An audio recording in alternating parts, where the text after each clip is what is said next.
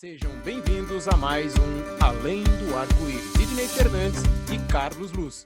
Olá, amigo, olá, amiga ouvinte. Aqui estamos para mais um programa Além do Arco-Íris, com reflexões em torno da doutrina espírita. Rogamos ao Senhor da Vida abençoe nossos propósitos de bem servir. Estaremos hoje apresentando mais um estudo de caso com base em artigo do escritor Sidney Fernandes. Falaremos hoje sobre a ação de espíritos que desejam nos fazer mal. Se você tem alguma sugestão para o nosso programa, escreva um e-mail para carloseduluz@uol.com.br, carloseduluz@uol.com.br. E para o programa de hoje, nós temos mais uma vez, ficamos felizes em receber Carlos Luz e Sidney Fernandes. Olá, amigos. Theo Oliveira participando conosco. Estamos iniciando mais um programa Além do Arco-Íris. A cura. Em existência anterior, Cláudio abusou do poder de seu cargo e lesou Celso. Prejudicou a esposa e filhos dele, e assim fez da vida deles um inferno. O perseguido, ao expirar, somente respirava a vingança. Já no mundo espiritual, localizou seu algoz em nova encarnação. Agora, a sanha destruidora de Celso atingiu a saúde física e mental de Cláudio, que buscou socorro médico. Sem recursos efetivos de tratamento para males de origem espirituais, os profissionais de saúde, com a ciência humana, não conseguiram nem efetivar diagnóstico.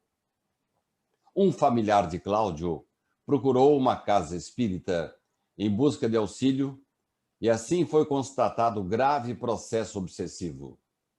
Alexandre, o atendente fraterno que o acompanhou, mediante a precária situação de Cláudio, o encaminhou para o tratamento fluidoterápico e, ao mesmo tempo, uma ficha com o caso foi encaminhada para uma reunião dedicada ao trato de espíritos obsessores. Nessa reunião, o mentor espiritual se manifestou por um médium e falou: noto que o irmão, que fez o atendimento fraterno, que encaminhou esse caso, passou a nutrir crescente ojeriza pelo perseguidor espiritual, diante das mazelas que ele vem provocando. Se me permite a sinceridade, caro irmão, nunca encontrei espírito tão maléfico, desabafou Alexandre. Este caso merece cuidados especiais, disse o mentor. Você não conhece esta situação desde o princípio. Alexandre percebeu a elevação espiritual do mentor e atendeu suas ponderações. Como poderemos ajudar nossos protagonistas? Perguntou o atendente. Orem por ambos, pois precisam de ajuda imediata. Vou consultar meus superiores e depois lhes darei notícias. Passados 30 dias, Alexandre foi procurado novamente por Cláudio. Estava mudado, sorridente, denotando ótima saúde física e mental. Sumiram as perturbações e tudo estava correndo bem em sua casa, em seu trabalho. Ah, foram os passes que vocês me aplicaram. O entrevistador sorriu, mas sabia que não era bem isso que havia acontecido. A solução definitiva para aquele caso somente iria acontecer se os personagens Cláudio e Celso se reconciliassem. Alexandre voltou a consultar o dirigente espiritual. Ah, estava esperando sua presença, meu caro irmão, para conversarmos, disse o mentor. Você deve estar intrigado, Alexandre, com a melhora de Cláudio, não é isso? Sim, sim, respondeu. Uma mudança extraordinária que trouxe alívio para o nosso paciente e sua família. E como está Celso, obsessor? Foi levado para instituições socorristas? Ao contrário, está por aqui mesmo, mais ligado do que nunca a Cláudio e sua família. Ué, então não estou entendendo. Finalmente aquietou seu espírito e entendeu que a vingança o estava prejudicando também? Não sabíamos mais como atender Cláudio e sua família. Quando Celso lhe dava trégua, Obsidiado retornava e retomava a conexão entre ambos. Se Cláudio tropeçava na rua, pensava no obsessor. Se a cabeça doía, culpava o espírito. Encontramos uma solução natural para Celso, Cláudio e sua família. Solução natural? Que solução? Perguntou o curioso Alexandre. Laços fluídicos mais profundos agora ligam o acompanhante invisível à família antes perseguida. Brevemente, o outrora obsessor, com a bênção dos mentores maiores, renascerá como filho querido, necessitado de carinho e compaixão. Encantado com a sábia providência da espiritualidade, Alexandre sorriu.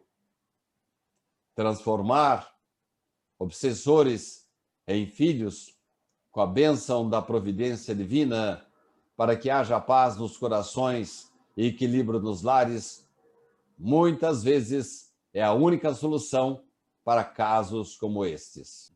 Carlos Eduardo Luz. Esta história eu me inspirei num trabalho maravilhoso de Hilário Silva. E agora eu lhe pergunto, como é que se estabelece uma relação de vítima e algoz na qual o obsessor de hoje é a vítima de amanhã?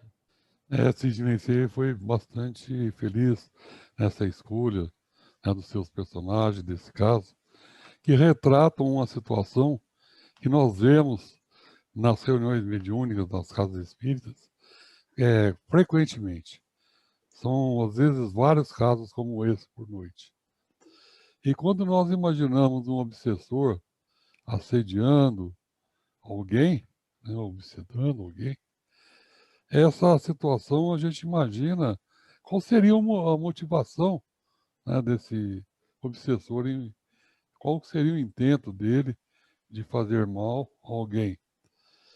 E o interessante que a gente nota, né, nas reuniões mediúnicas, que nunca o obsessor é um espírito indiferente, quer dizer, quase nunca, né, é um espírito indiferente àquele que está recebendo a obsessão.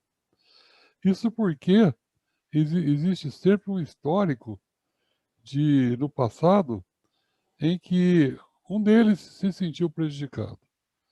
Ou foi realmente prejudicado, ou foi, como se diz, né, os jovens armaram para ele uma situação que ele identificou no primeiro obsessor, uma situação em que ele se sinta muito prejudicado mesmo.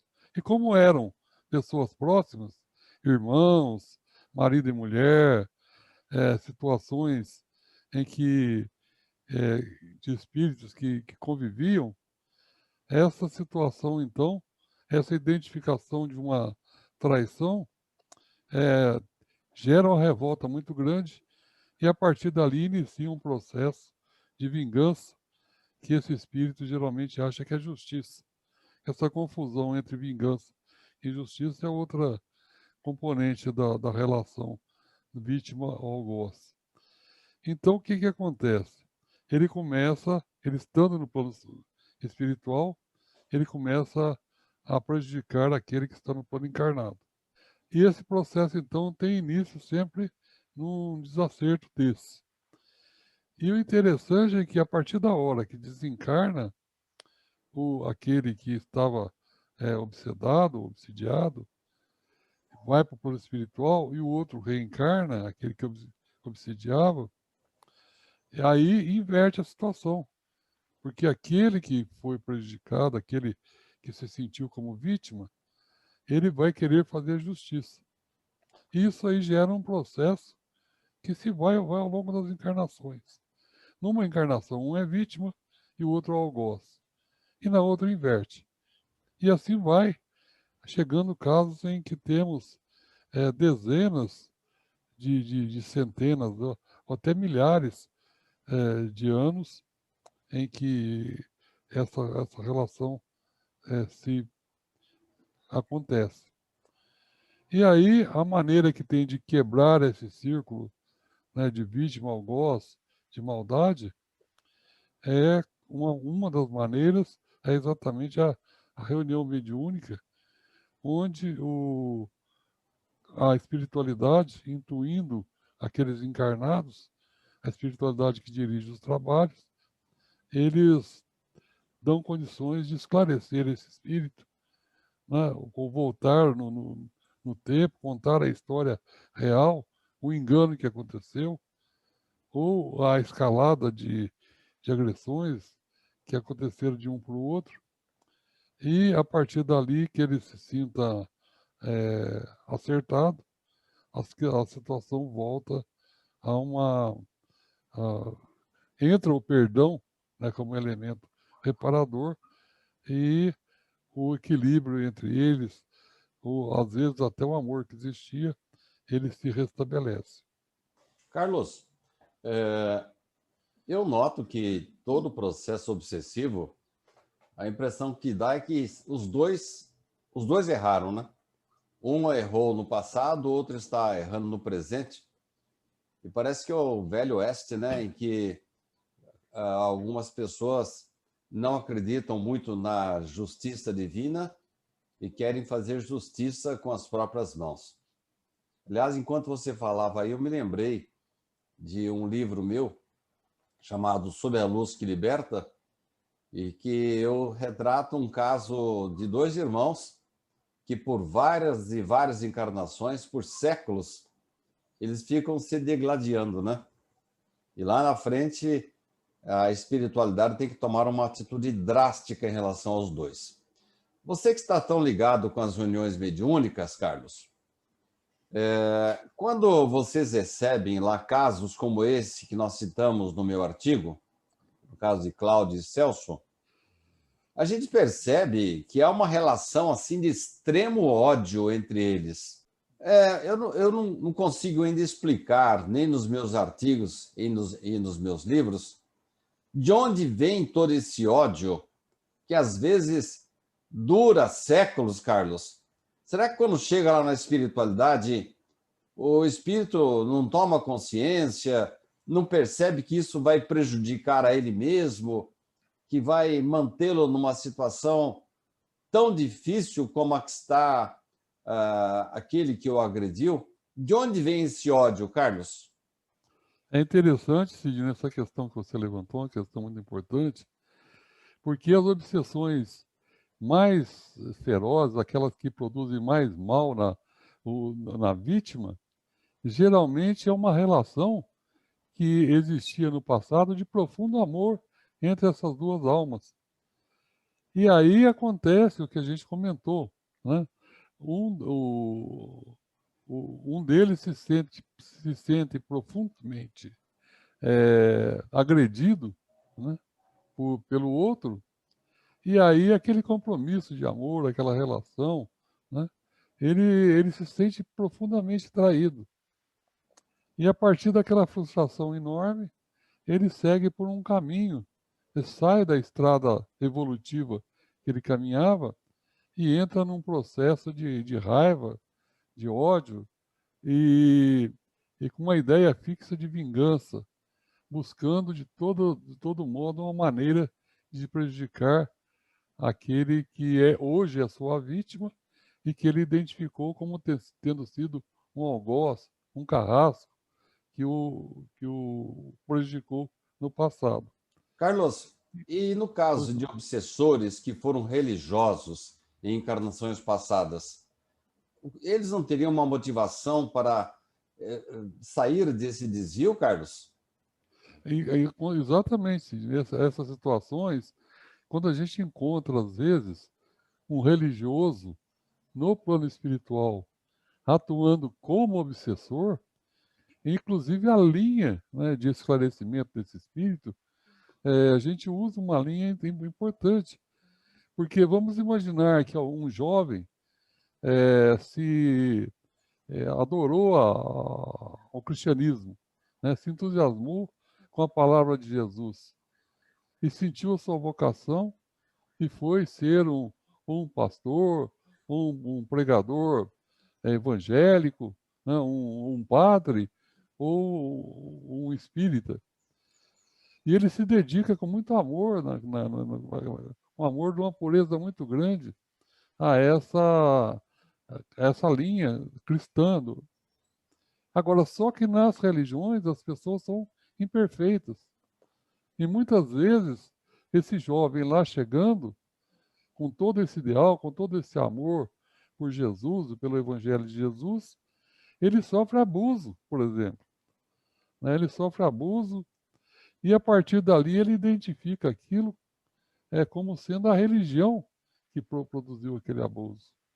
E a partir dali ele se sente traído no seu ideal de alma, ideal de espírito, de servir a Jesus, e ele sai desse caminho, e aí ele passa a ter ódio por todas as pessoas ligadas ao Evangelho, ligadas à religião, que ele identifica como sendo seus algozes. Quer dizer que mesmo os religiosos, às vezes, retornam para tomar satisfação dos seus algozes, Carlos? E aí ele entra numa linha totalmente desequilibrado, totalmente perturbado, e fica nesse processo. E quando acontece na reunião mediúnica, às vezes precisam várias reuniões, né? Um argumento que eu tenho com eles é isso: assim, o seu compromisso é com Jesus, não é com as pessoas. Né? Nunca seus desatinos, eu lembro até Richard Simonetti dizendo essas palavras, falou assim: nunca seus desatinos te levam tão longe que lá não chega o amor infinito de Deus, nosso Pai. E através de uma argumentação dessa, com muito carinho, explicando que toda aquela vocação dele, todo aquele amor em se dedicar ao trabalho do bem, aquilo não foi perdido. Que Jesus aguardava o retorno dele. E que bastava ele se deixar, né? Ele pregar o perdão para aquelas pessoas que o prejudicaram tanto. Carlos, Né? nós estamos chegando quase ao final do programa. Eu não quero deixar de fazer algumas perguntas para você. Uma delas, Carlos, é esta: o que vocês fazem nas reuniões mediúnicas? Algum sincretismo, alguma palavra mágica ali, para que o obsessor ferrenho desista dos seus propósitos? É exatamente a questão do perdão, né? A gente, o foco da doutrinação ou de falar ao obsessor é trabalhar que o perdão perdoa, liberta quem perdoa, né? Ele, é, ele ajuda muito mais quem perdoa do que quem é perdoado. E a partir desse momento que ele se convence disso, acontece uma situação de reverter. E ele passa, então, a considerar, a reconsiderar a aproximação. Ô, E Carlos, aí nós dizemos que o ódio é o amor que ficou doente. É uma das frases que descreve bem isso. Nesse momento aí em que o espírito obsessor se convence de que é importante ele perdoar, aí acontece essa mágica da libertação dele retornar ao caminho da evolução. essa frase sua é muito forte, hein, Carlos? Quer dizer que o ódio é o amor que ficou doente.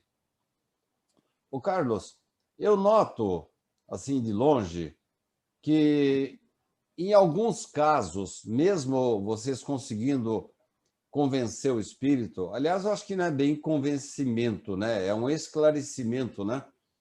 É dizer para ele que ele está complicando a vida dele se ele sustentar o ódio. Mas eu noto, Carlos, que com o passar do tempo ocorrem recidivas.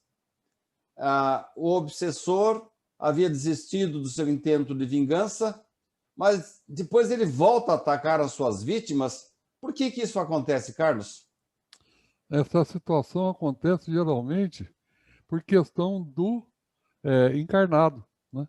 E quando vai no centro espírita, o espírito que está ali ligado, ele é convencido de que a pessoa que ele está perseguindo não é mais aquela pessoa que fez aquele mal, e a gente atua como um advogado dele nesse esclarecimento.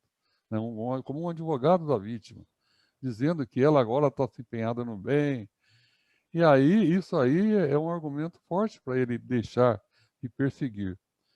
Mas quando a vítima, né, volta a ter o comportamento que ele tinha, de agressividade, de enganar, qualquer coisa que contraria as virtudes do Evangelho, o obsessor vai identificar, então, nele, aquela mesma pessoa que lhe prejudicou, que lhe traiu. E aí ele sente outra vez a atração e volta a se sentir, a ficar imantado e continuar o processo, né, de vítima ao gozo, e perseguir a pessoa. Ah, Ele, você não mudou não, você continua. ele se E aí sente precisa enganado, traído, né, Carlos? É, eu não entendi isso. Ele se sente enganado, né? Traído, Se né? sente enganado. E aí, quer dizer, ele se sente enganado não só pela pessoa, como pelo trabalho que foi feito na casa espírita. Ele perde a crença nisso. Então, aí é uma volta para um ponto mais abaixo que estava. Então, por isso que é importante no processo obsessivo que a pessoa que passou, passou por esse processo de obsessão, ela se empenhe na prática do Evangelho, na prática do perdão, do amor, e, sobretudo, que seja muito honesto e verdadeiro nas suas atitudes, nas suas relações com as pessoas. Porque mesmo que o espírito tenha realmente se ido para planos superiores, outros espíritos que foram também prejudicados por essa pessoa podem voltar, podem se ligar a ela no momento que ela está praticando esse mal, essa não virtude, vamos dizer assim. Carlos, nós estamos chegando ao final do programa, mas eu queria fazer uma pergunta final para você. No caso do artigo que nós comentamos, ocorre a desobsessão pela gravidez, isto é, a família do obsidiado recebe o obsessor. Isso pode acontecer? É comum acontecer? Eu posso até dizer que é comum, sim. Eu já vi vários casos desses em reuniões mediúnicas, porque a ligação afetiva entre pais e filhos, né, ela é instintiva até na gente, no nosso nível de evolução. Então, ela faz com que a gente ame aquele ser que nos é entregue num corpo de criança, né, uma criança graciosa. Esse período da infância, a criança é quase que como que hipnotizada. Então, a sua natureza verdadeira, os seus propósitos de vingança, de ódio, eles são retraídos e voltam a se manifestar depois da adolescência, quando manifesta a verdadeira natureza do espírito.